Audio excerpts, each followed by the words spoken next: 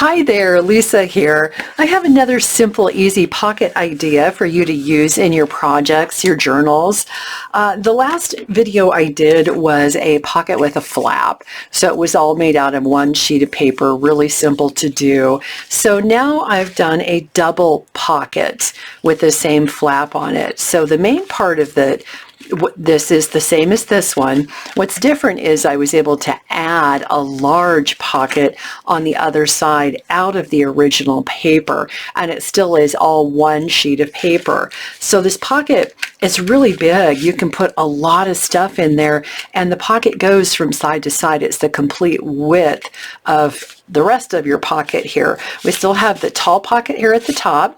I used a flash card for the tag in this one with the little flap on it, and I left this one pretty much blank for just some writing and scribbling or doodling or whatever you wanted to do with the little button attachment there with a pull. So really easy to do, really simple, and let me show you how I did this. So single sheet of paper again. I'm using 24-pound hand-dyed paper. With this particular pocket and flap, when you're using hand-dyed paper, the paper shrinks a little bit, not much, but a little bit. And we actually kind of need it to be shy of 11 inches here. So if your paper is at 11 inches, you haven't dyed it, go ahead and trim 1/8 of an inch off. It'll make a difference in the end. Okay, so we're going to start by scoring at 1/2 inch. I already have all my score lines on here and my pencil lines on the other side to make this a little bit simpler visually and to go a little quicker today. So 1/2 inch, 4 inches, and 7.5. 1/2 inch, 4 inches, and 7.5.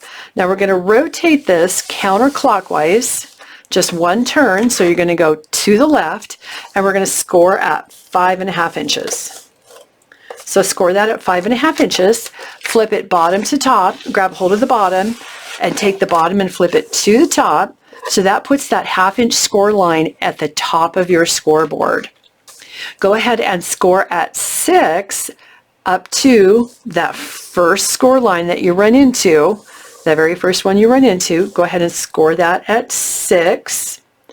Turn it one more time counterclockwise to the left, counterclockwise, score at 3.5 up to the 5.5 inch score line here, 3.5 and 8 and 8, 3.5 and 8. So I'm going to do that one more time.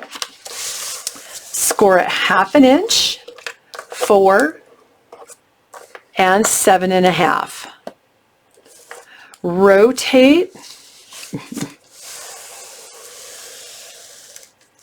counterclockwise, one turn, and score at 5.5 all the way down the page, 5.5. We're going to flip it bottom to top. The 1/2 inch score line, 1/2 inch scored section should be at the top of your scoreboard. Score at 6 up to the first score line you run into and stop. Turn it counterclockwise, just one turn. We should be back on the 11 inch side at the top of your scoreboard, and score at 3.5 up to this big long score line here, and 8. Easy, super simple. I'm going to use my craft knife today and a ruler, and we're going to remove this entire section here, including that 1/2 inch space, and we need to cut into this corner. This is going to make a pocket tab for this pocket right here. This is going to be the other side of that. We're going to make a pocket tab. Down here, we actually need to remove this corner as well as this whole section here. And that's really it. That's simple. So let me grab my ruler and my craft knife.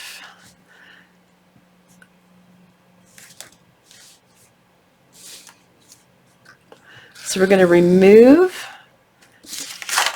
this section right here, and you don't have to worry about being perfect with these cuts.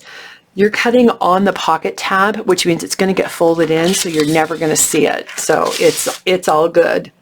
We're going to cut into that corner. This corner right here, this makes the bottom and the side of a pocket. So we want to take this out. What you don't want to do is just remove the square. We want that to fold and lay really nice and flat. So we're going to cut it right across where both of those score lines meet. Right across there. Just take that corner right off. This is the original tall pocket. This is the pocket tab, and this is the pocket tab for this tall pocket here in the center. So we also need to remove this part right here, and we have to keep that 1/2 inch space right there. That's a pocket tab, so we don't want to cut that off. And again, this doesn't have to be perfect. You can use your scissors, your paper trimmer, as you're not going to see any of this. And then we're going to cut into the corner and take out that little bitty triangle. So make sure that I cut into that corner. So now it's just a matter of folding. Really easy. I'm going to fold that in and fold this in. And this one gets folded up. This is going to be folded to the other side. So we're going to flip this over. Make sure you use your bone folder so you get nice crisp creases. This will be folded to this side.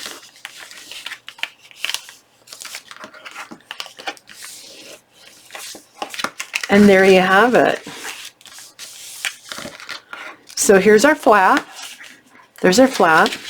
Here's our tall pocket, just like the other one. Nice big tall pocket. And then you've got a built-in pocket on this side. A really nice big pocket on this side, which is going to go all the way from side to side. So you can put a lot of stuff in here. So again, my thought is to attach this to a journal page. You can just slide it right onto a page, or it could go inside of another large pocket inside a project that you might be working on. I think this is a great way to use up scraps from a project that you are working on. If you have a digital kit that you're working with, or just leftover scrapbook paper and bits and pieces, that's what I've used here.